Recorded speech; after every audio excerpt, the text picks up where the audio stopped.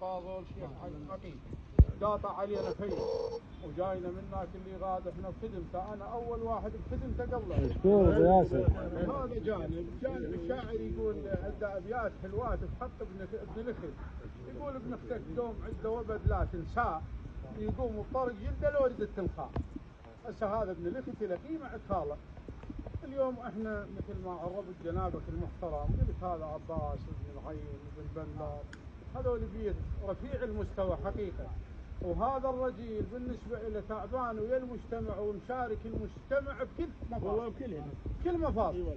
بطيب، بمعروف، بإنسانية، بسلام، بكلام، بمودة، تخابره ما يشفي منك. كذلك ابو نور علي بن نايم البندر. هذول بيت خوش بيت ومربين تربيه فاضله واولادهم ناس محترمين. لكن الشترات يصيرن صارت الشترة